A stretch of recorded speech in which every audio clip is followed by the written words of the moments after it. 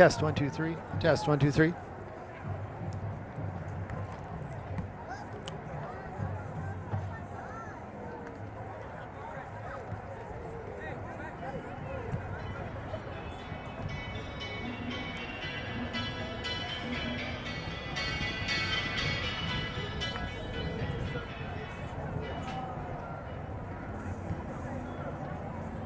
Testing 1 2 3. Testing 1 2 3. Test 1 2 3. Test 1 2 3. Test 1 2 3. Test 1 2 3.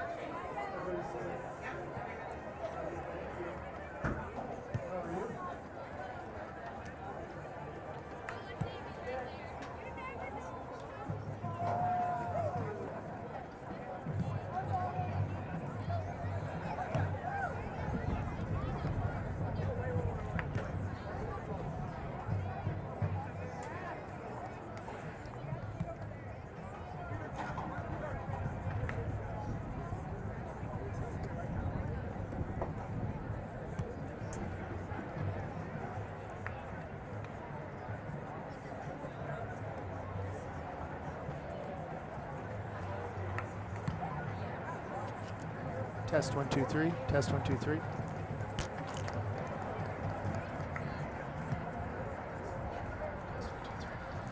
Test 1 2 3. Test 1 2 3.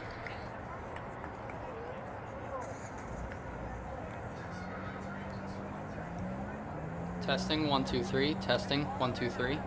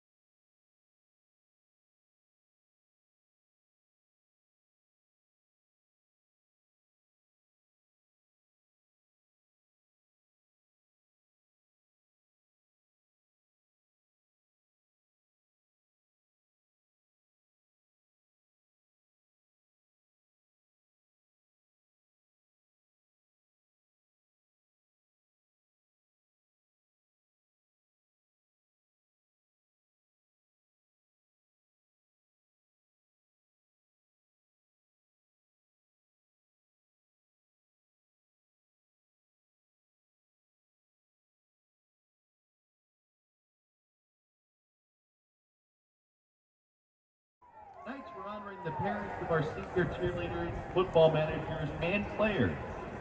Our football program cherishes the support of parents in our program. Thank you for the many hours you spend to make our team so successful. The things you do behind the scenes are crucial to our improvement, and we are grateful for your positive support of Roosevelt Athletics. We can't do what we do without you behind us. Thank you for helping us make Roosevelt football such a fun and exciting experience for our student athletes. So let's meet our 2019 seniors and their parents. Cheerleaders, Haley Brown, her parents Jason and Amber Brown, and the late Jamie Brown. Sydney Cork, her parents Aaron and Melissa, I should say Aaron and Michelle Cork. Alex Gukeisen, her parents Nicole Gukeisen and Chad Gukeisen. Mackenzie Lee and mom Lisa Carlson. Morgan Pancic, her parents Scott and Stephanie Pancic.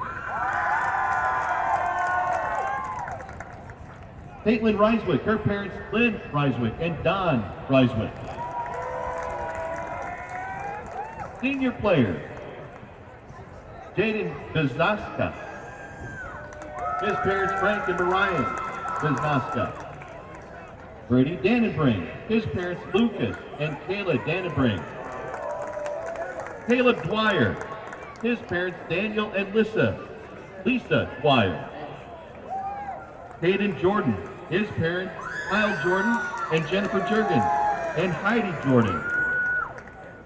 Ben Cole, his parents Amy Coles-Kopp and Brad Coles and Doug Kopp. Tyler Cotman, his parents Michael Cotman and Shannon Weiss. Aaron Kusler, his parents Paul Kusler and Myra Kerner. Adam Kusler, his parents Paul Kusler and Myra Kuhner. Max Miller, his parents Christy Betzworth and Todd Miller. Seth Miller, his parents Jody Miller and Stephanie Miller. Nathan Moon, his parents Daniel and Demetra Moon. Amir Muhammad, his parents Linda Elhassi and Heather Dam. Skylar Orth, his parents Conley and Vicki Orth.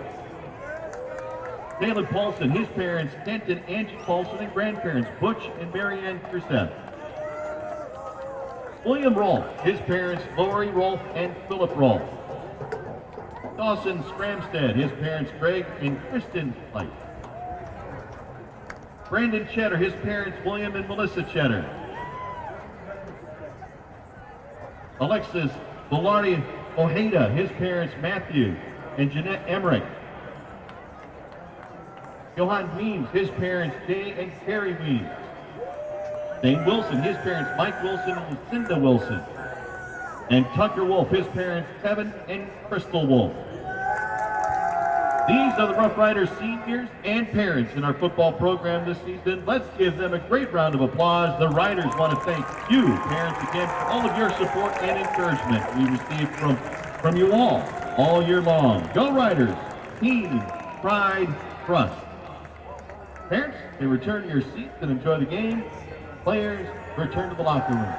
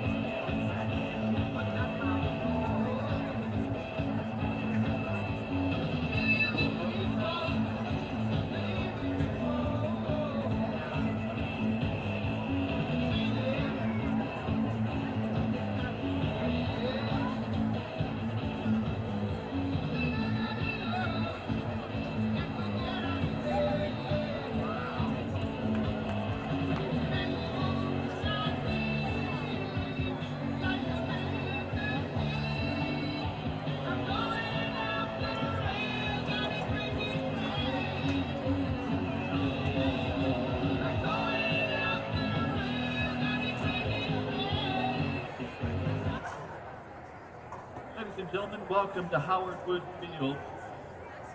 As we review Howard Wood Field rules and regulations, no outside food or drink is allowed in the stadium. Spectators must be behind the fence at all times. Post-game note students are the only spectators allowed to participate in the tunnel. All adult spectators must exit under the ramp. Students please stay off the playing field.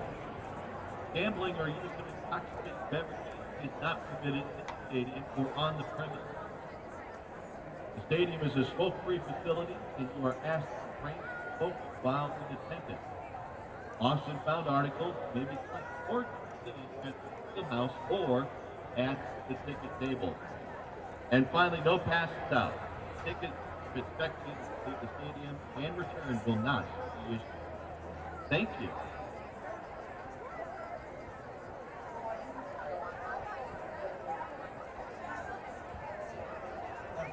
Test, test.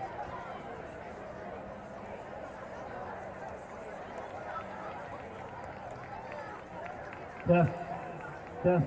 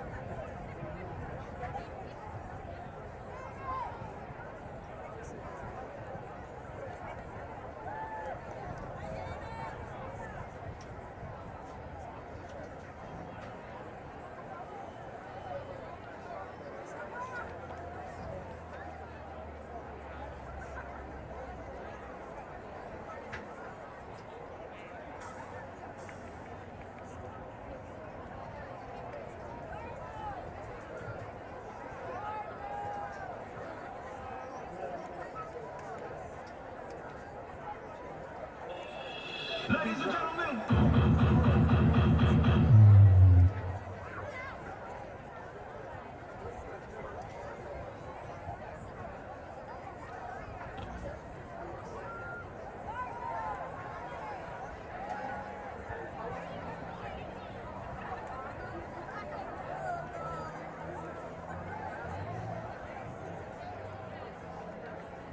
good evening, ladies and gentlemen, and welcome to Howard Wood Field for Rider Football. Tonight, we welcome the team and fans of the Lynx from Brandon Valley High School. Now, introducing the cheerleaders for tonight's game. Visiting team, the Brandon Valley Lynx cheerleaders are Grace Hanson, Bailey Harvey, Helena Hendrick, Ashley Lord, Madison Knoll, Brittany Ryder, Lauren Ruhlman, and Emily Wentz. And for the home team, the Roosevelt Rough Rider cheerleaders, Alex Gukheisen, Caitlin Reiswick, Haley Brown, Jada Hortness, Katie Nielsen, I beg your pardon, Katie Nielsen, Haley Cotton, Marissa Hensel, Mackenzie Lee, Morgan Hansen, Sammy Sue, Sydney Tork, Brad Hitchett, and Belle Dean.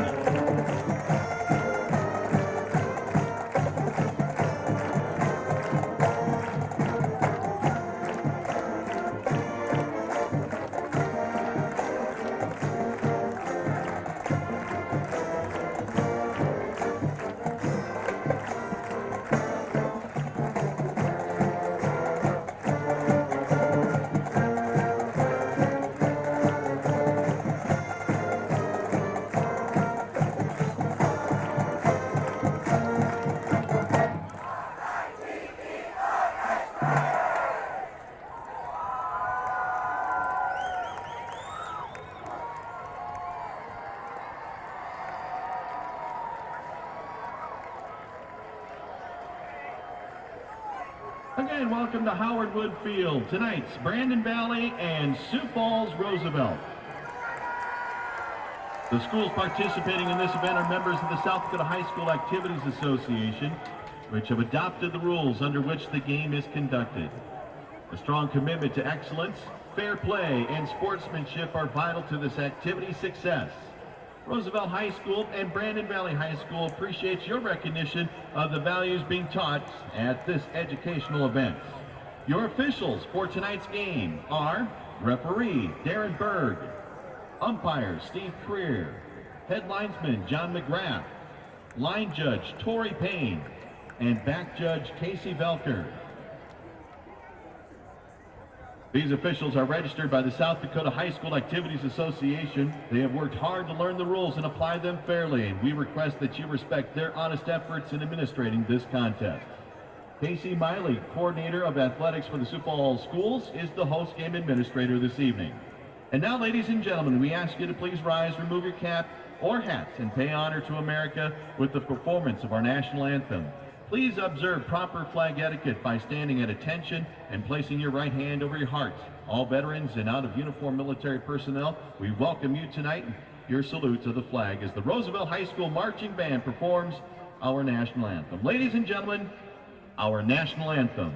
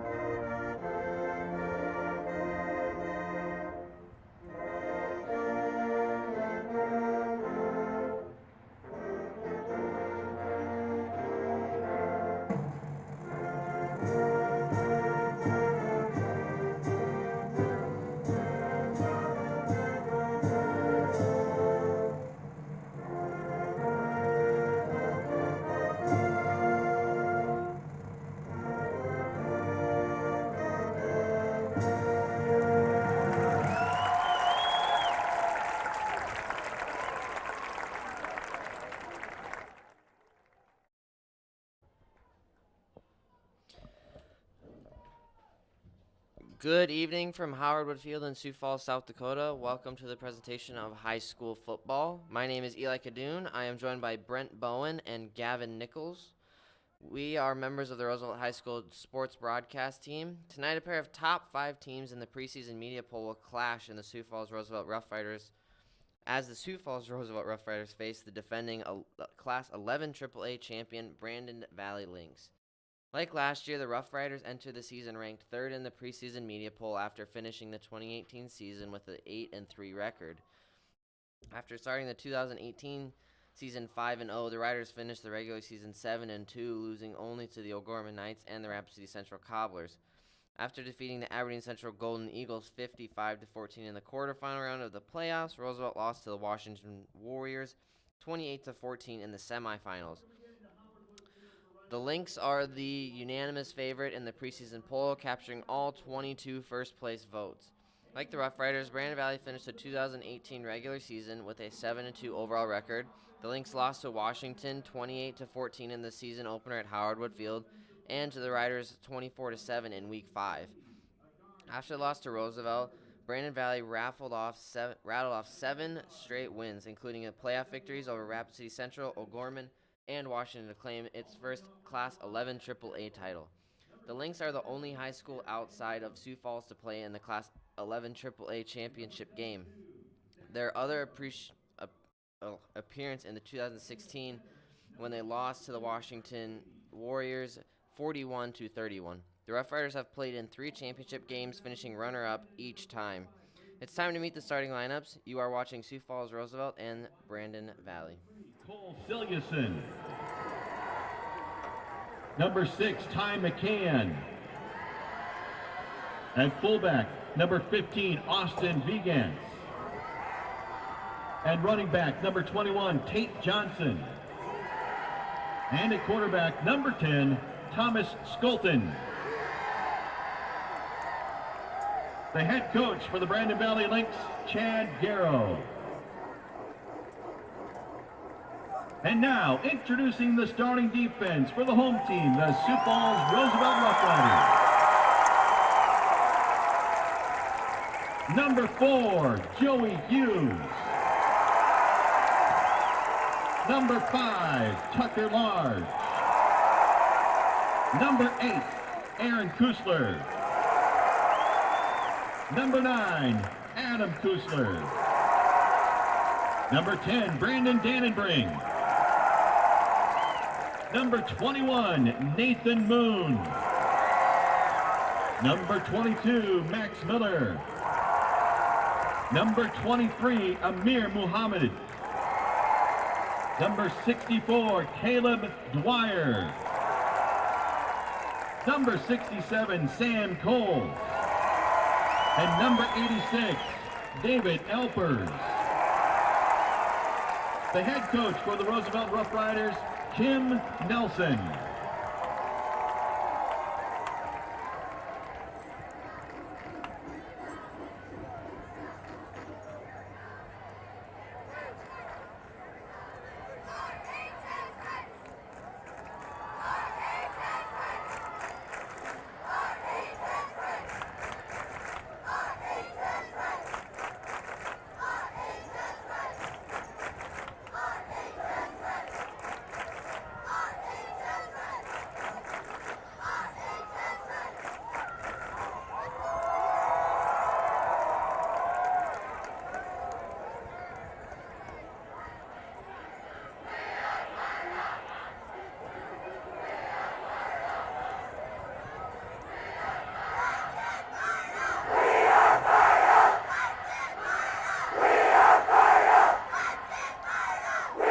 Just ahead of the captain's meeting at midfield, your conditions at Howard Wood Field just ahead of kickoff, a southwest wind at 10 and a temperature of 68.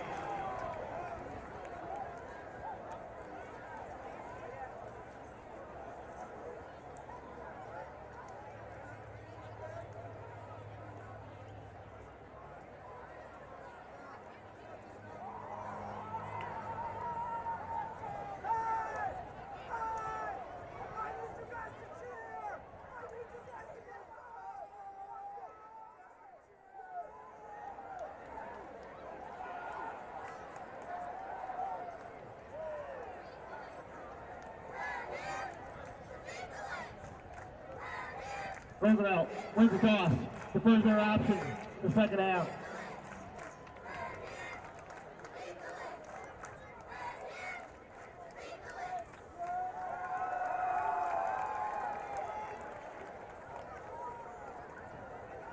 Brandon Valley will receive on this end to start the game. Good luck, men.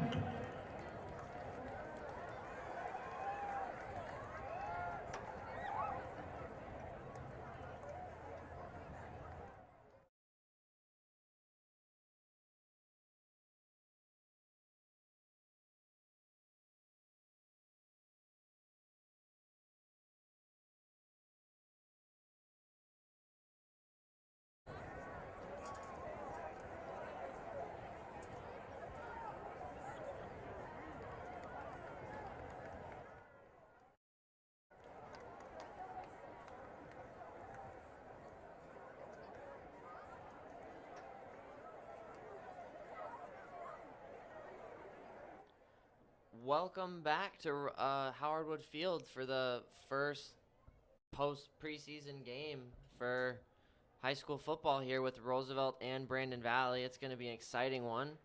As we've seen, these guys have gone at it the past few years, and it's been a very, very tight game the past few times at least. Maybe not necessarily a regular season last year, but still has been very, very entertaining games between Roosevelt and Brandon the past few years.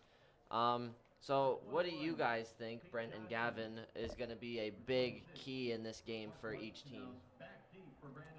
I really feel like for the Rough Riders on the offense, Tyree Nave, their running back, he's going to play a big role in this. I think, well, Brandon Valley, obviously, kind of shocking the whole state, winning state last year.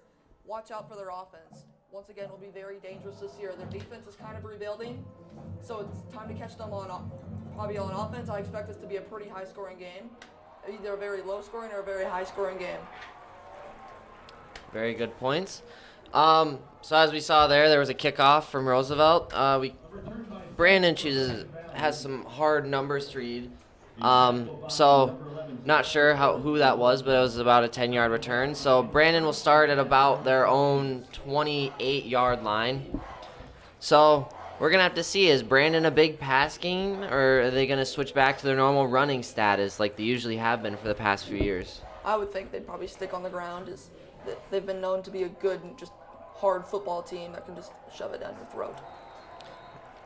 And as we see here, it's handed off to Tate Johnson for not much of a gain, maybe 1 yard. So what do you guys think? Do you think Roosevelt's defense is going to be up to par like it was last year? It was pretty intense to watch Roosevelt's defense last year. It was really hard to get through them. Do you guys think they're going to be able to live up and fill those big shoes for some of those seniors that graduated last year? Yeah, I really feel like we still have some pretty good players, enough to keep a team back enough. So right there we saw Brandon go for a nice little option off to the side and didn't come up with it. So, I mean, it's looking good so far for Roosevelt's defense, at least filling in what they have to make up for last year. I mean, what else do you guys think is going to be a big key point in this game? Well, it's going to be in the secondary because Brandon has a few explosive receivers. Mainly, like they do have a good running game with an offensive line and backs. But we're going to see how they can throw the football today, and how each team can throw the football will determine who is the winner of this game. Whoever throws it better will win this game. And great job there by, I believe it was David Alpers in the backfield, tripping up Brandon's quarterback, Thomas Skolton. So, I mean, 3 and out for Brandon. This is the start of the game. This is the first drive, but what do you think this kind of shows for Roosevelt so far starting out? Well, they've obviously got a great pass rush with a couple new faces on the line, and then they obviously got the Kusler twins, who are arguably two of the best players in the whole entire state. So strong. Both will be playing at South Dakota State at football next fall, who played a tight game against Minnesota last night. What it looked like a very promising defense. So Kusler twins could live up and play pretty good football out there at South Dakota State, and Brookings just about an hour up the road. Yeah, that was a good. I'm not sure how far that punt was, but that was a good, probably 40-ish yard punt. Good return by Feldkamp, about a 15-yard return. So they're going to start at just past the 50-yard line at about Brandon's 48-yard line. So we'll have to see what Dannenbring and their offense has to show, because Roosevelt lost a few key players last year, like Jaden Bourne. He moved away this year, so he's in a different state, so they don't have him. But other than that, I think that Roosevelt kept most of their guys on offense, so I feel like they have a decent chance of living up to what they had last year, doing a decent job of what of offense at least.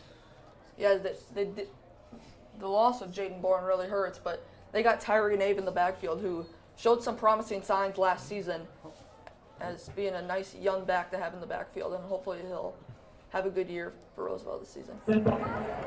Fast start. Number 56, offense. 5-yard penalty. Remains. Take it down. So we see there that, let's see who that was. That was Nick Bunkers, got hit with a false start. So kind of a rough start for the first play of the year for Roosevelt, but nothing you can't come back from. So we'll have to see what Dannenbring does as he drops back and is chased in the backfield as he stays up and loses about 15 yards. Maybe not 15, maybe 8, 10 yards.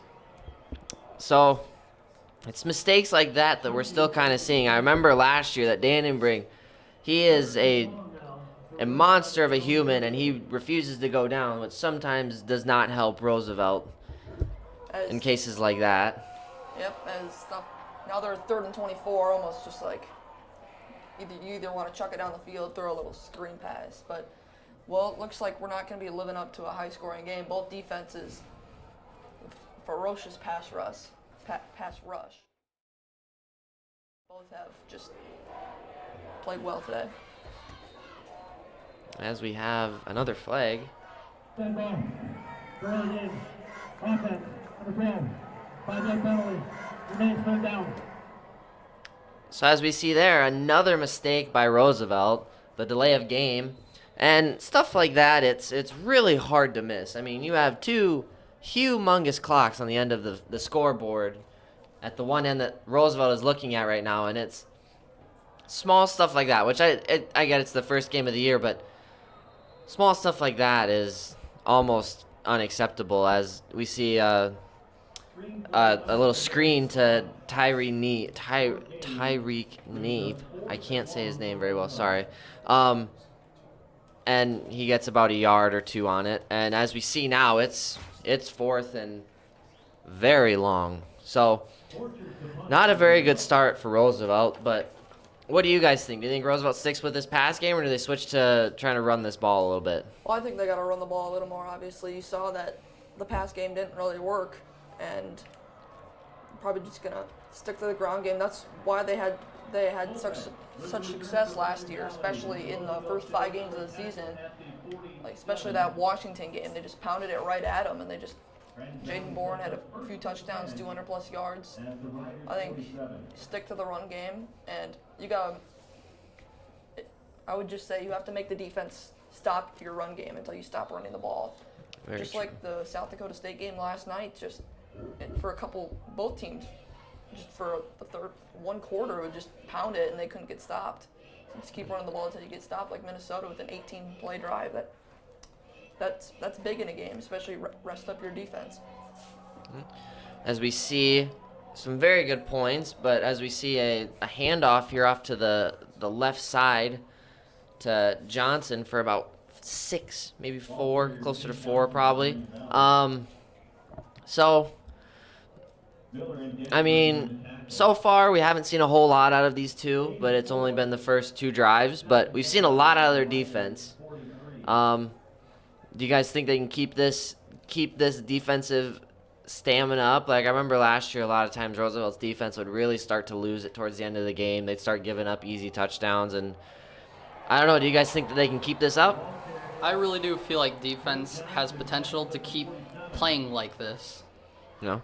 Yeah, I'm gonna point out last year the Pier game is where they really just kind of collapsed in the second half. They had maybe 6 points they gave up. They gave up about 30 in the second half. Barely held on in that game, but that was a game definitely that you could point that they really fell apart, and they can't have those games this year if they want to be successful. Very true. So now we see 3 men out wide near Roosevelt's sideline for Brandon. We see him snap it.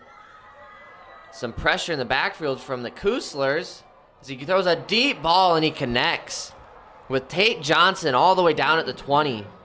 Great pass from Skolton all the way down to Tate Johnson all the way at the 20-yard line. So I think this is a new thing for Brandon, because I remember last year they weren't huge on passing. They were big time run game, a lot of right up the gut, a lot of outside stuff, and now they're starting to switch it up with these big passes like this.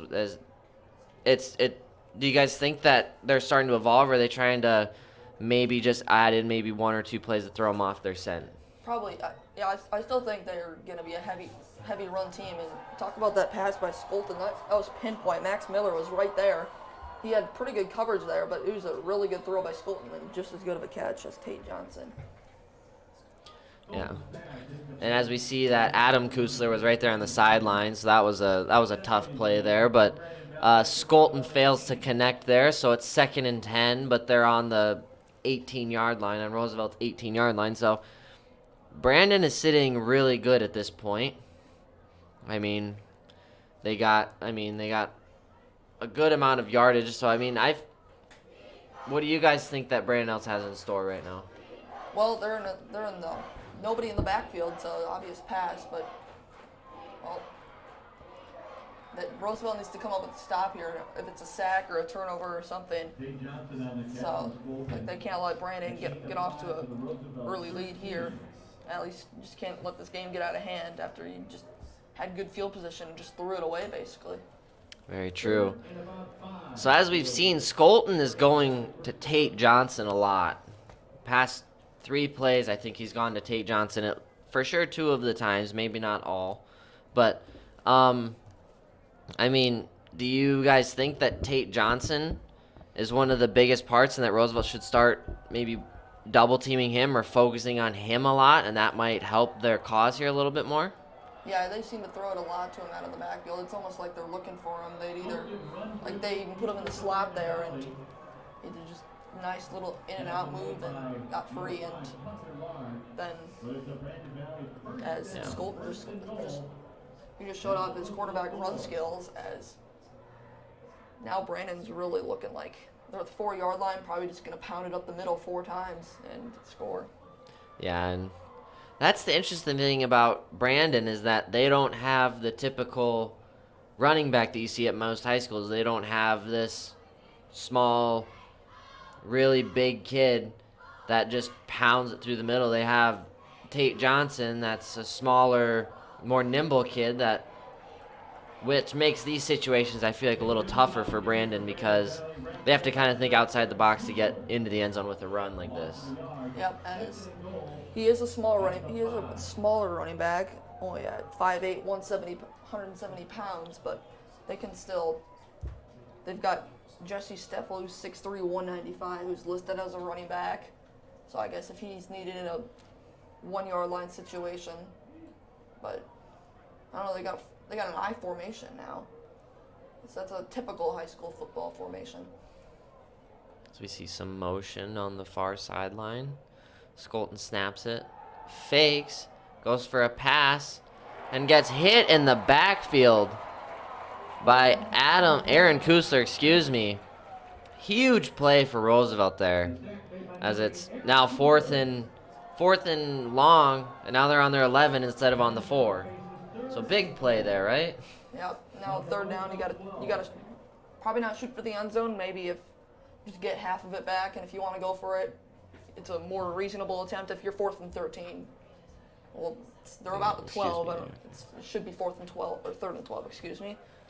But it looks like, oh, never mind. I thought maybe a little trickery, but.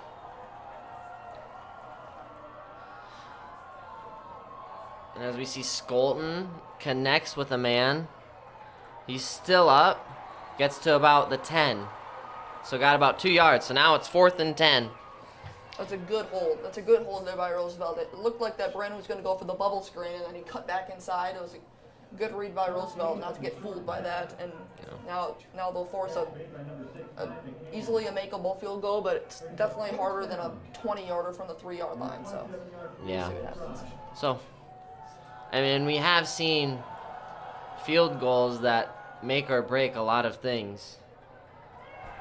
If anyone watched the Roosevelt-Brandon Valley game a while ago, they would understand that. But yeah, missed extra point. Yep. Just nothing's a given. Even last night, a college kicker misses what was it? Maybe a 30-yard extra point after it got backed up on a penalty. So I mean, you just never know, especially in high school football. You never know. It can be a 18-yard field goal. You never know. Yeah, and it looks like Jory Sorensen did miss that. So, kind of a breather there for Roosevelt. They kind of got off easy there with that one. So, they'll start on the 20-yard line now. And they do a interesting 3-man wide formation. Dannenbrink is in the backfield here. He's waiting to snap it. Hands it off up the gut. It's a good 6-yard run there for, I believe it is Tyree Nave. So Tyree Nave seems to have kind of stepped up into the position that Roosevelt really needed, as they, like I said, they lost Jaden Bourne. So it's going to be interesting to see him because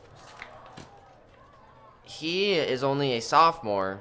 So he's got a few years as Roosevelt connects on the far sideline with Michael Paulson. I mean, Roosevelt either has figured out their groove or they figure out how to not make the mistakes they made last drive, because last drive they were riddled with easy mistakes. But I don't know. What do you guys think? Is this a good sign from Roosevelt right now? As Tyree Nave only makes it about a yard, but Yeah, Tyree Nave, he's got big shoes to fill. Jaden Bourne, Jaden Bourne had a really good season last year. It would have been nice to have him back, but if Nave can easily have a breakout season, and if he's here, we got him 3 more years now, so, and we need to figure out who's going to be our quarterback next year too. With I guess we have Javon DeVille Jr., but then Roosevelt's got a couple freshmen, and then they have a sophomore quarterback, Vance Borchers. He's listed as a wide receiver. I think that's what he's gonna play this season, but he played quarterback last year. He could possibly transfer back to a quarterback. We'll just have to see what that happens. But this year it's a Danenberg end. yeah. And the interesting thing is, Tyler Feldkamp hasn't been utilized a whole lot so far. He's got 1 good punt return, and that's about it. Other than that, about 5-yard pass that he just caught. But other than that, he hasn't been utilized a whole lot. And last year, he was a big part of Roosevelt's offense. So maybe that could be good. That might be bad, because as we saw last year, as Tyler Feldkamp started to get targeted more, Roosevelt's offense slowed down a lot. Yeah, it also is not a bad thing, because then it kind of frees up your other receivers if they're also focused on Tyler Feldkamp. It helps free up Michael Paulson or some guys that can still explode for big plays. Yeah. And just like that, we're done with our first quarter. So, I mean, that's the first quarter, and we're still scoreless. So, I mean, we'll be back when the start of the second quarter happens. But so far, some good things from both teams out of that first quarter, kind of that warming up period. So, we'll be back.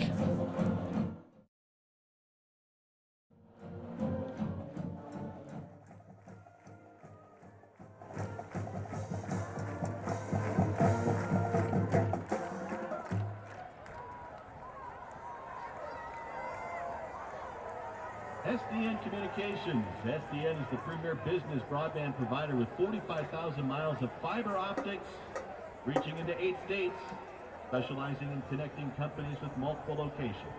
SDN leads the market in network security solutions such as managed firewalls, routers, and distributed denial of service protection.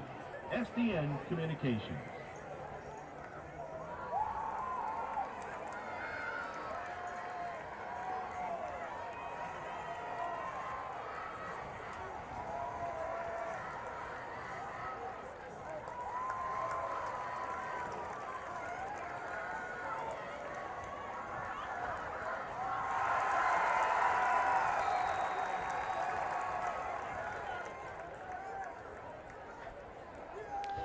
And we are back for the second quarter of this Roosevelt and Brandon Valley game, as we see Tyree Nave get about a 10-yard run, which is one of the biggest runs we've seen this whole game.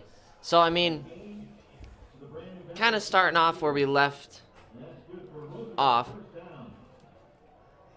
Roosevelt, we kind of talked about Feldkamp right at the end, and we talked about pros and cons of how they haven't used him. Do you guys think that maybe they'll start switching back to him more, or you think they're gonna keep running with this whole maybe once in a while as we see him throw it right to Tyler Feldkamp and it's almost intercepted? Great defensive job there by Brandon Valley, but what do you guys think they're gonna do with Feldkamp? Well, I think they can mix him up a lot. Like he's a very flexible guy. You can bring him on a jet sweep. You can throw screens. You can go downfield with him. He's very versatile. You can give him the ball in so many different ways.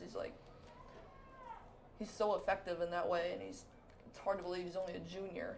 And he's had a great year last year, even though he was getting double teamed about every single time. And he's in the slot right now. You can put him about anywhere on the field, and he'll be effective. Yeah. And did you have something to add with that, Gavin? Yeah, I really feel like Feldkamp will get treated just like every other wide receiver. I feel like they'll just kind of mix it around. Just kind of. I feel like he will be one of the main targets, though, when it comes to passing. Very true. So, as we've seen, Roosevelt maybe kind of shy of the passing game now after what almost was an interception. I'm pretty sure what he would have been gone. Like, that would have been a pick six. I'm fairly certain from the looks of it. But either way, they still make a pass over to the far sideline to Presley Johnson. But I mean, not bad as we see from Roosevelt. We're going to see they're going to stay on the field and not punt it because, I mean, they're 30 yards away from the end zone. Might as well. So That's the nice thing with high school football. When you're at the 25-yard line, it's professional football and college football. It's like automatic field goal. Here you gotta go for it because you're too far to kick it, too short to punt it. yeah, and as we see there's a great catch by Michael Paulson on the far sideline, but there is a flag, so we will have to see if this gets called back. But great catch, great patience from Dandenbrink. We used to see a lot of that where he'd get impatient, he'd throw the ball way too soon, or he would sit way too long and let stuff kind of run its course and then just kind of be clueless. But great job from both of them kind of working together and see what's going on. And as we see there, the refs are debating, so we're going to hear from Darren Berg here on what the call is. Wow. Unnecessary roughness. Late hit out of bounds. Number 32. Defense.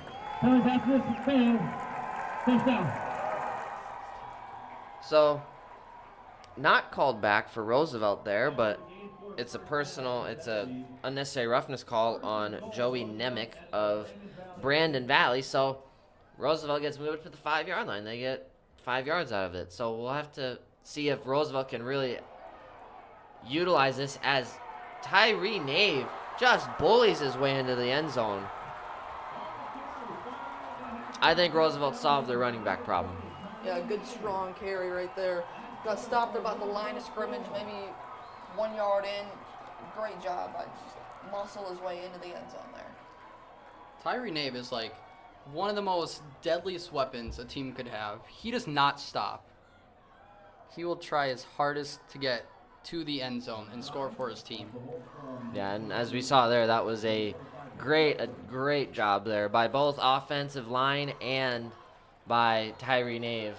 So, I mean, I think that extra point is good. So it's 7-0, 10 minutes. So that it took Roosevelt probably 5 minutes. I don't know, we'll get the stats on that, but not very long to get that drive in. So a lot of improvements that went on from their first drive to their second drive. So we'll have to see if Brandon can come back from that, because that was very impressive from Roosevelt. And as we see, it took Roosevelt 11 plays to go 80 yards, and it only took them 4 minutes and 13 seconds. And as we saw at the end, it was Nave for a 5-yard run into the end zone. So what do you guys think Brandon's plan of attack is now? They're down 7-0. They see that their stuff has started to work on Roosevelt. What do you guys think? They're going to stick with what they got? They're going to start passing more? They're going to run it to other people other than Tate Johnson? Are they going to – what do you guys think? I really feel like Brandon is going to start passing more because, I don't know, It's just one of those feelings? Yeah. Yeah. I think they've done a good job utilizing Tate Johnson throughout the whole game, in the passing game and the running game. They'll probably continue to do that. Roosevelt seemed like they've struggled with it a little bit. Yeah. And they'll probably just use that, and I think they'll be fine. It's only 7-0. Utilize the play action, and you got to score to win, so. Wow. And that was interesting. Vance Borchers is the kicker for Roosevelt right now. Last year, at least, it was almost always Bennett Yellowbird, but still, off topic, but I believe it was Tate Johnson that returned that one for about 10 yards. So, decent return. So we'll have to see what Brandon Valley does with what they have, because, I mean, we'll have to see if they start switching things up, trying to mess up Roosevelt, trick them. I don't know. We'll have to see because, I mean, as their stuff is working, so we'll have to see what's going on here as they hand it off up the gut to Tate Johnson, and he gets a first down, no problem. So maybe they keep it the same. Yeah, Johnson, he's their number one weapon. He's going to be the one guy that Roosevelt needs to find a way to clamp down. If they clamp down on him, they should be able to. They should have no problem with Brandon Valley's offense tonight. Yeah. So I mean, yeah, I don't. And Johnson's only a junior, so he'll be back next year unless Jaden Bourne, unless he's like Jaden Bourne and move away. But he's looking solid right now for this Lynx team. Very true. But yeah, well, some good defense there on Roosevelt right at the line. I believe it was Adam Kusler and maybe even Aaron Kusler, the Kusler twins, that kind of stuffed Johnson in the hole right there. And I mean, that's the thing I've kind of noticed with Roosevelt's defense is they're very spotty with some things. There would be times where they give up 20 yards, then they won't give up another yard for 2 plays, and then they'll give up. So, which is normal. I mean, you're not going to predict everything, but it's interesting to kind of watch that as we see Scholten connect on this near sideline with, who is it? Cole Sicilian. So, they are starting to open up to other people. I thought that was Thunder. Never mind. But I mean, what do you guys think they start doing? I know we keep saying that we alternate which one they're gonna do based off of what they did last, but I'm thinking this is gonna be a heavily favored run game for Brandon. I've seen a lot more possibilities come out of their running game than their passing game, and as we see a bomb down the far sideline, and they're gonna score with that. Scholten just threw a dime right on top of the man down there. I can't read their numbers, but that was to McCann. Great pass. An absolute dime. Blown coverage from Roosevelt. Great job of Scholten for staying in there and seeing that was open. And there's 5. You don't really expect them to go downfield. You just kind of expect them to medium pass, get the first down, but they're bombed down the field, and now it's about to be a tie game if they make this kick. Just, of course, as I'm saying, it's going to be a heavily favored run game. They score with a pass for a touchdown. But, as I think that's a good... So, the game is tied. I mean... Yeah, that was unexpected, to say the least. But, I mean, that just shows you that you can't really sleep on Brandon. You can't really expect them on a 3rd and 5 to run a run up the gut anymore, which I'm thinking they probably expected. I mean, yeah, and that's what they expect. That was about the first deep shot we've seen for either team, really, all game. Yeah, and you're not really expecting a deep shot to come on 3rd and 5. Maybe like the best. Unrivaled agility and SDN's managed cybersecurity services help Hank connect and serve all of his office locations with ease. Up your IT game with SDN's reliable broadband network. That's usually what you enjoy the uptime. Now on 3rd and 5, it's unexpected unless it's wide open. So yeah, I mean, that took them all of 3 plays to go 83 yards in 2 minutes and 16 seconds, and it was capped off with a 67-yard pass from Scholten to McCann. Great stuff. And we see a very good kick over here to Feldkamp as he decides to field it and is taken out at the knees by Kobe Terpstra. So I mean,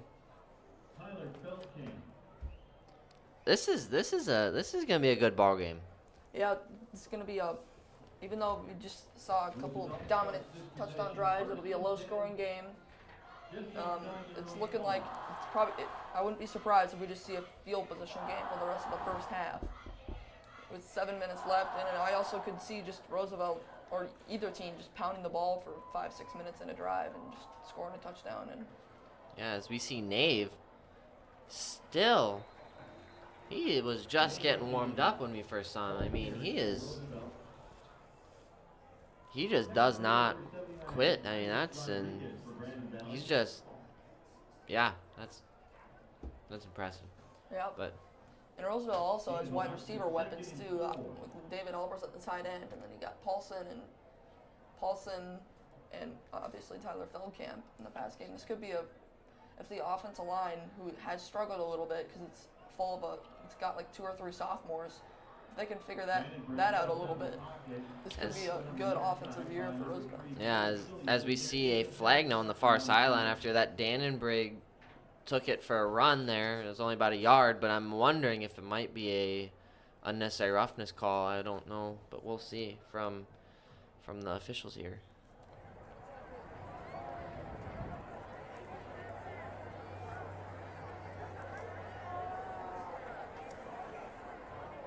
Personal foul. Late hit. Number 44, defense. 15-yard penalty. Added to the end of the run. First down. And that's a big penalty for Roosevelt. Not that it was 4th down or anything, but I mean, Parker Reed. That was like just what they had down on the far sideline, down at the far end of the field, before where they hit him out of bounds, and that's just stuff you got to be able to control. I mean, you got to realize that you can't hit someone eventually when they're out of bounds. I mean, maybe it's just excitement. I don't know, but we'll have to see if penalties maybe start to come into play with this game. If we're talking about field positioning here, you give up 10 yards on a penalty, that's a big deal. Yeah, and it's right there. It would have been maybe 3rd and 6, 3rd and 7. You can't bail him out at the penalty right there. You just gotta. He's going down. Just don't hit him. Let him go down. Let it be 3rd and 7, and make a defensive play, and you're off the field. Now you just gave Roosevelt new life, all the way almost to midfield. Yeah, and I mean, we'll have to see what Roosevelt does with this, because I mean, we've seen them come off of huge momentum just like this. As Dannenbrigg had a very wide open Michael Paulson and just overthrew him. So, I mean, good stuff we've seen from Roosevelt. I mean, there's nothing that we've seen that's out of the ordinary for them. Pretty normal stuff that has come out of their offensive and defensive sides here. But it's interesting to see the new dynamic that they get with all of the new players. There's a lot of young players that they have. Even though they have a good amount of seniors, they have a lot of sophomores and juniors that are in this and that are actually stepping up really well. Yeah, as you got offensive line, Nick Bunkers, and he's a sophomore. You got the Cole brothers, not twins, but they were both on the line last year. They were returning, but it's a very new offensive line, and it's struggling a little bit today. But it's first game. It's your first varsity game. It'll take them a game or 2 probably to figure it out. Yeah. And as we see, it's 4th and 18, maybe 4th and 16. And Roosevelt's gonna have to punt it. So I mean, this is, I think, the first time that we've seen Roosevelt punt, right? Yeah. So I mean, what do you guys think Brandon's gonna do after this? Are they gonna stick with their normal, or are they gonna keep being unpredictable? Keep being unpredictable. Keep mixing it up, run and pass, because it's been kind of off and on. Run pass successful, so let's keep the defense on their toes. Don't just run it every time, because then they'll think that they'll know you're running the ball, and they'll just line up with 9 guys on the line, or probably not 9, like 7, 8. And I mean, that, as we saw there, that was a good 36-yard punt from Vance Borches. So I mean that's good for Roosevelt. I mean, they got him. At least we've seen at times where it's been windy enough where Roosevelt gets like a negative punt almost. It's from the wind blowing back into him. So I mean, we've seen like 5-yard punts. I mean, that's I don't know why I brought that up, but still, it's puts them in a good position at least for where they've seeded the ball for where Brandon's going to be to start. I've experienced a negative yard punt in college football. There's really bad wind, and he kind of shanked it, and the wind just completely brought it back. And ended up being like a negative, I think, 5-yard punt. Yeah, that's just. I'm pretty sure that's a live ball too. If you kick it backwards, I'm not 100% on that, but. But we'll have to see as Brandon lines up in the I formation, and it's handed off to Tate Johnson. And great job of Roosevelt's defense getting in the back field here. Looked to get it maybe a little bit chippy, but nothing too bad. But I mean, what do you guys think that Roosevelt's defense is gonna stay like this, or like we talked about earlier, they're gonna start to wane down in the second half like they have in past games? But because we've seen that cost them games before. I mean, what do you guys think is gonna happen? I want to say that they're gonna kind of be weighed down around the end, but with this kind of a defense, they'll probably kind of stay the same throughout the whole game. Yeah, I've seen Brandon Dannenbrand. He's been a game changer on defense. He's gotten a couple sacks. He's been back there a lot. He's done a great job for this defense. And as we see that Scholten slipped a tackle there, it looked like he was almost, I mean, I think it was Matt Goring from Roosevelt, that had him almost down, and I mean, Scholten just slipped out and I mean, made a positive out of it, but it's still 4th and 4. So Feldkamp will go into the backfield. So we're gonna have to see if Tyler Feldkamp gets to kind of display his speed as he signals for a fair catch and falls forward.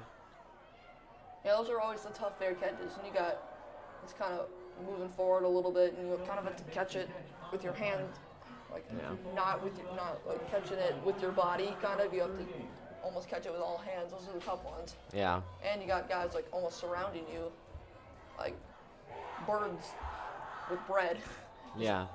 And interesting thing, I don't think no one's taking a timeout, which is very surprising. I mean, not that anyone's been in such great field position that they need to take a timeout, but usually at this point, you have 3 timeouts. You have 3 minutes left. Might as well use them. I mean, give yourself some time, but I suppose maybe they have strategy. They're going to wait until they get to the 30 before they start using them. But if you run out of time before you get to the 30, what's the whole point? Yeah, you can also, like, if you want to stop the clock, if you stop them, it's 4th down, and you want to use the timeout, get the ball back. If you throw it downfield, you want to kick a field goal or run another play before the end of the half. So you always want to have some timeouts in your back pocket. As we see a good pass to Paulson over here on the near sideline. So that's the stuff that Roosevelt, I believe, thinks needs to start sticking with, is those short passes. Because, I mean, you start seeing these really deep passes where they develop over a long time, and they get really open in the deep field. But there's so much that can happen. I mean, trying to hit a person that's 40 yards away from you with a football is really hard. I mean, so that's where I think that they need to start doing, is sticking with this short offense that they're doing right here with these little 8-yard throws and passes to quick guys that can catch the ball and dive forward maybe 2 extra yards. So I don't know. Maybe that's just something I'm thinking of, but I don't know if you guys think that's the same. No, short passes can be a great thing. They can get you actually a lot. And plus, it's less riskier than going for deep all the time. Yeah.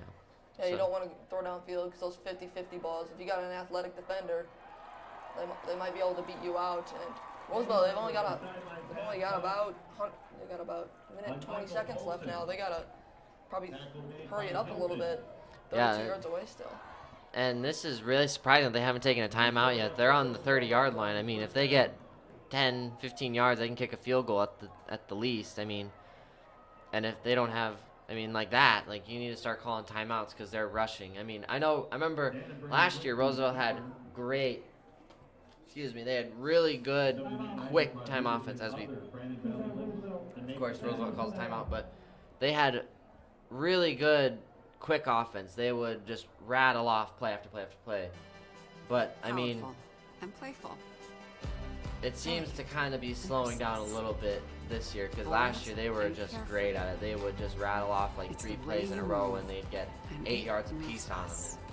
So, I mean, I think this is a smart decision from Roosevelt calling a timeout here because, I mean, of course, you watch your quarterback get sacked and you're going to be like, okay, we need to rethink what's going on. But, I mean, what do you guys think is best in this situation? Do they get to the 15-yard line and go for a field goal, or do they just keep trying to march down the field and get the last 30 and score a touchdown right before half? I would keep marching down the field. I mean, obviously, you still have 2 timeouts left. If it gets too late, you're going to want to kick the field goal in the half. But I think they got to be aggressive here and try and go up 14-7.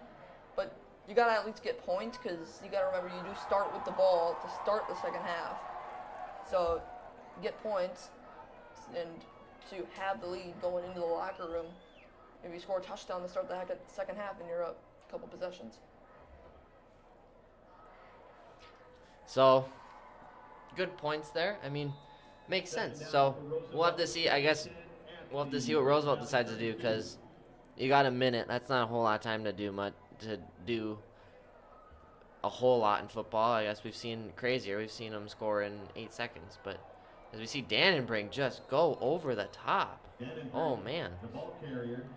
Cole Sicilian had a uprooted Dannenbrink there, which, I mean, and it's still 3rd and 9. So, I mean, they took their second timeout. So, I mean, we'll have to see what Roosevelt does here because this is kind of a tough situation. So, we will be back after this timeout.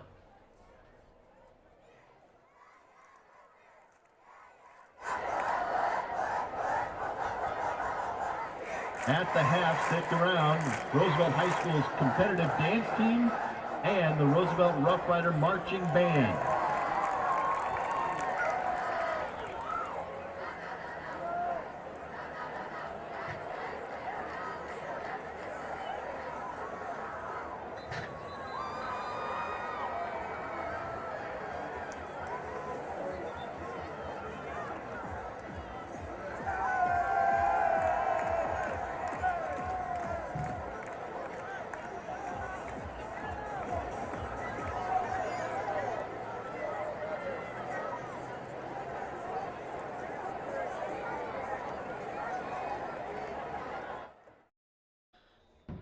And we are back with 50 seconds left in this second quarter for Roosevelt and Brandon Valley as Roosevelt has the football. And we see Dannenbrink drop back, and he is in danger. I mean, Parker Reed, we've seen him in the backfield multiple times. It's just... And it doesn't look like Brandon Valley's going to call a timeout, so if you're Roosevelt, run it all the way down. Call your timeout, throw a ball to the end zone, see if somebody can jump up and grab it. If I were Brandon right now, I'd call a timeout and force him to punt. And I don't know. Yeah, because the play clock is short before the game clock, so yeah, I think that's what they're going to do.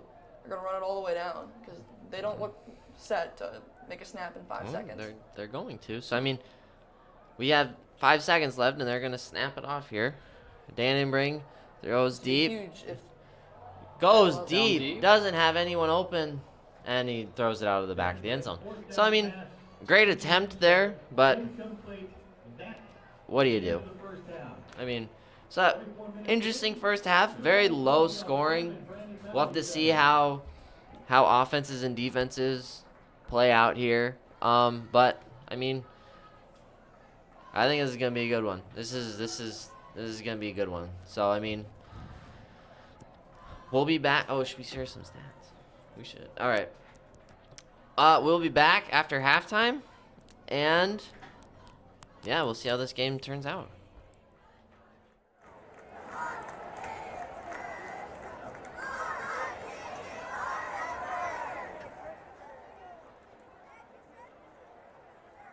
And ladies and gentlemen, for tonight's halftime entertainment, would you please welcome the Roosevelt High School's competitive dance team.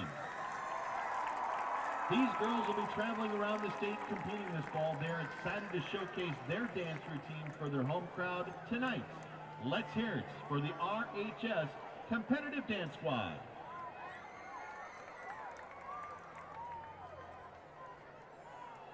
Ladies and gentlemen,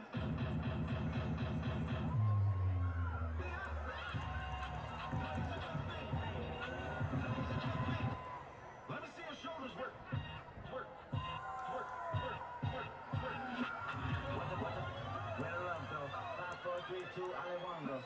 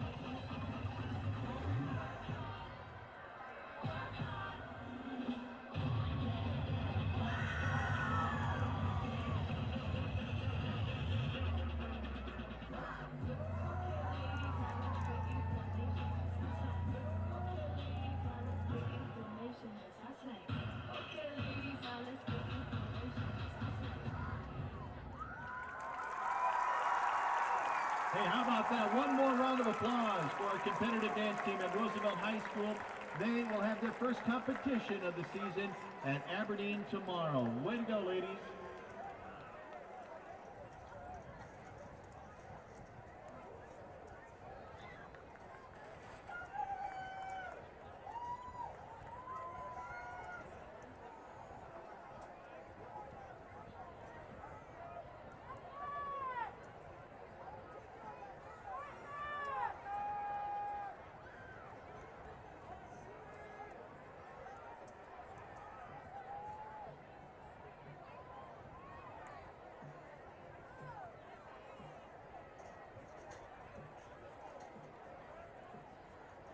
Our halftime continues. In 2018, the Roosevelt High School Marching Band was awarded first in their class at the Pursuit of Excellence in Marshall, Minnesota.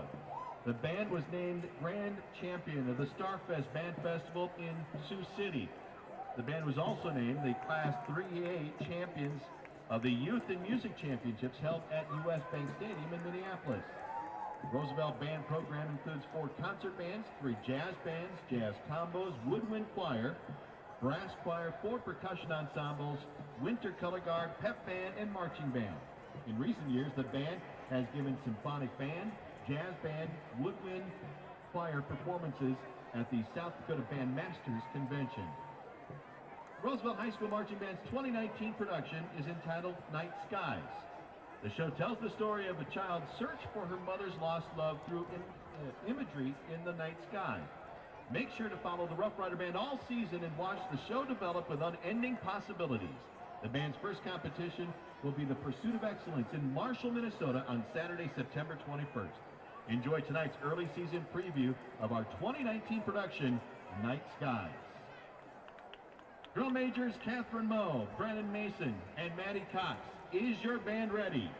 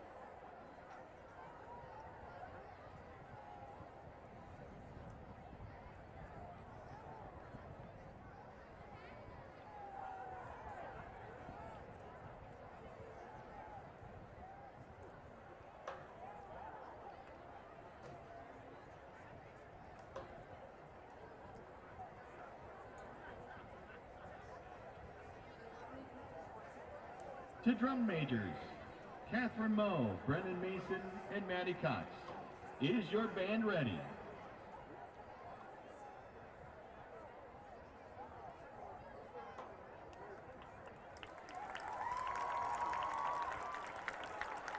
Roosevelt Marching Band, you may take the field in performance.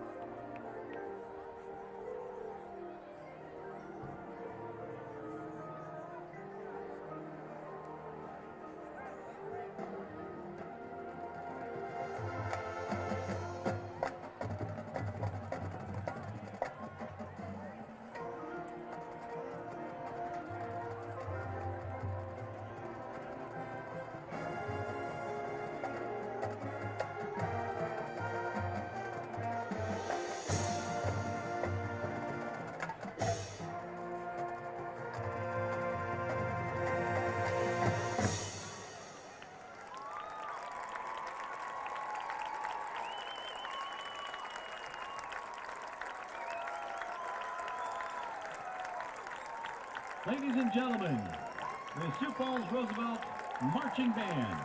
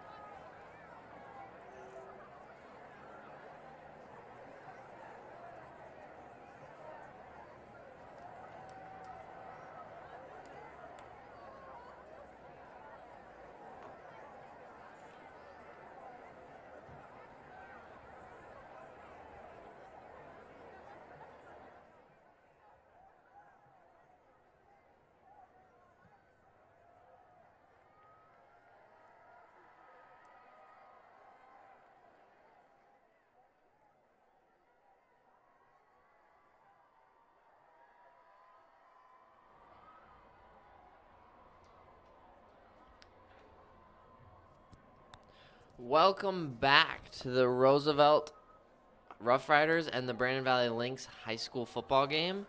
So we're going to start the second half here, and we're not sure if it's a minute and a half or if they're going to add 3 more minutes, but we just want to share some stats, and I'll throw that over to Gavin to get some stats on both sides here.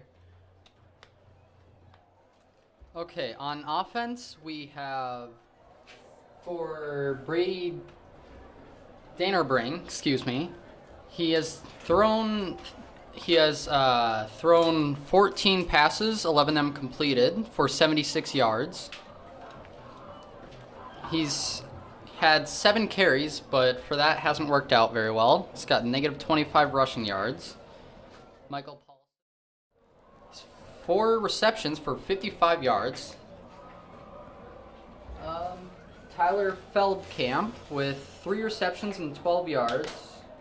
Presley Johnson, 2 receptions, 5 yards. Caden Jordan, 1 reception for 8. Tyree Nave, he's got 6 carries for 28 yards and 1 rushing touchdown. And then he has 1 reception for negative 4 yards.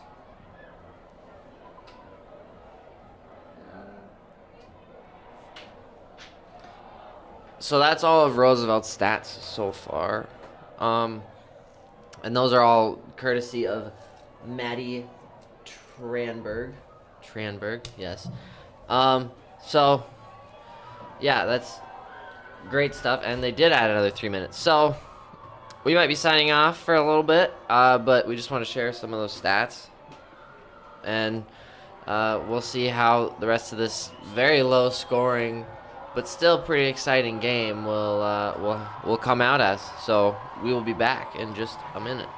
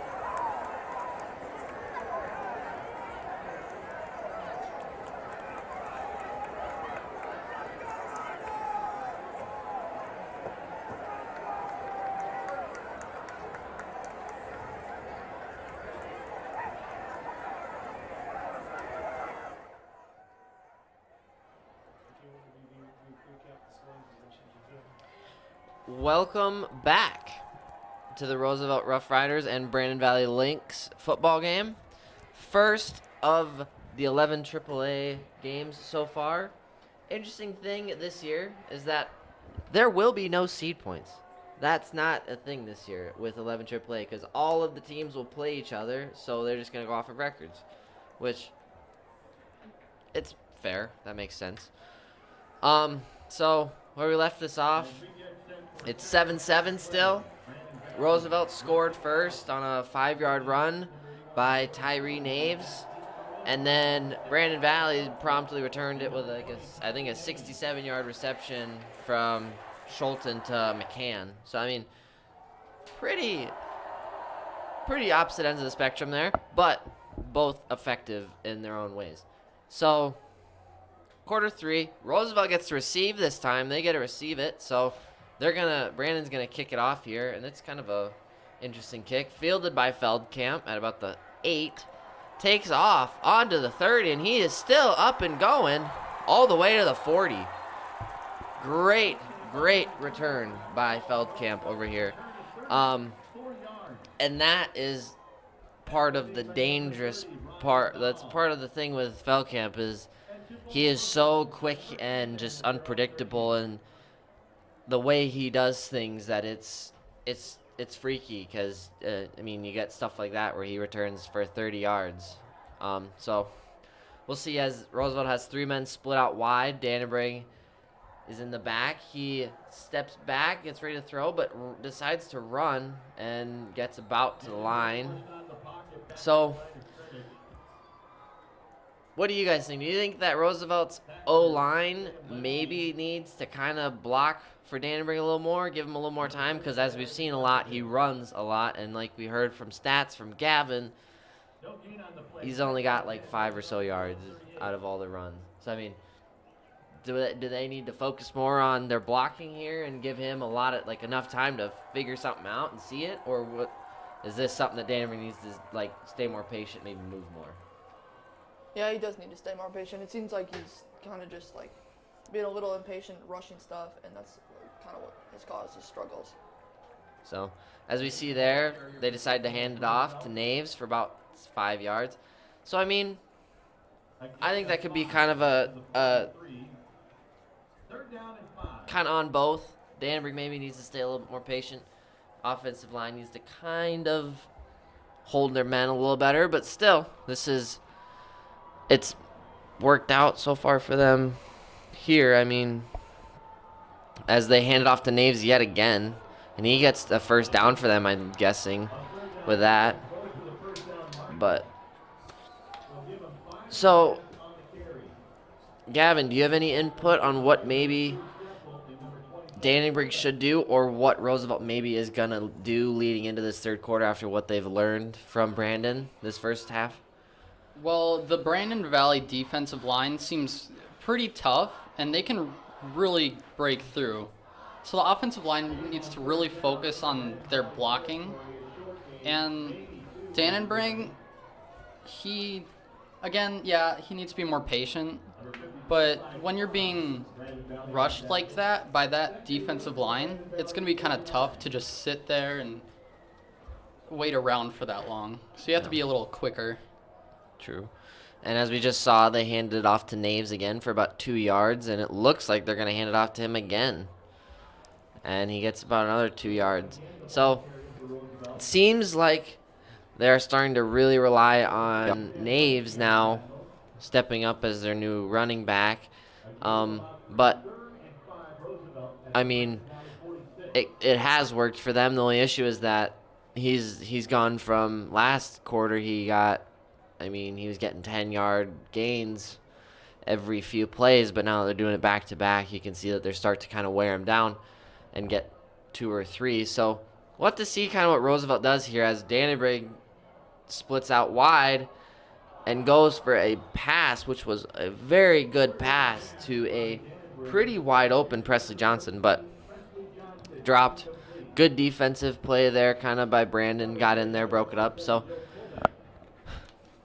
we see that Brandon's defense hasn't slowed down yet, at least like Roosevelt's would, like we talked about earlier, how they would really slow down second half.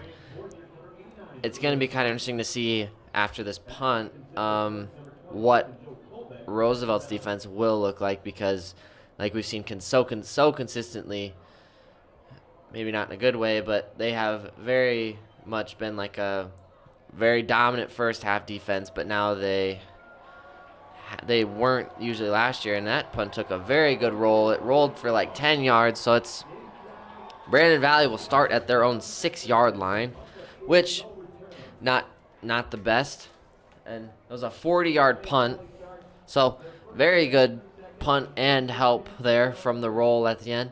But I mean, do you guys think that Brandon Valley keeps what they're doing, or do you think they switch up and stick to their more normal stuff like their runs? Well, I think they'll still predominantly go to the run, but once again, they had a 67-yard pass, so you're going to take your occasional shots down the field, and you're obviously not going to run it every time. You got to mix it up, keep your defense off guard a little bit. So, and as we see, they're starting at least with a run. Schulten handed it off to Tate Johnson there for four or so yard gain. But I mean, as we've seen before, that they have been very dangerous with their pass game. They had a really big play the first quarter right over here with Tate Johnson at about Roosevelt's 10-yard line, and then they had another deep bomb down way deep second quarter. Like we said, that 67-yard pass from Schulten to, I can't remember who it was, McCann, as they go for another deep bomb over here. So, I mean, they are really keeping their options open, and it's making Brandon Valley just that much more dangerous if they weren't that much dangerous before with the runs that they had, because they can put together very good runs, but now that they have the passing game involved, they're going to be very hard to beat, I think, this year. Even though it's 7-7, so Roosevelt's doing a very good job. But, I mean, that's a big thing that you're going to have to touch on. Yeah, now Brandon at 3rd and 7. Now Roosevelt, I'm assuming, you're obviously assuming pass, so Roosevelt can now prepare. So it's going to be interesting to see what they call here. Very close to being intercepted there. Maybe not intercepted, but The whole sideline was jumping up and Yeah. down. At least all the coaches were. yeah, I mean, Tucker Large was right there, right by that. So, I mean, you can still definitely tell that this is a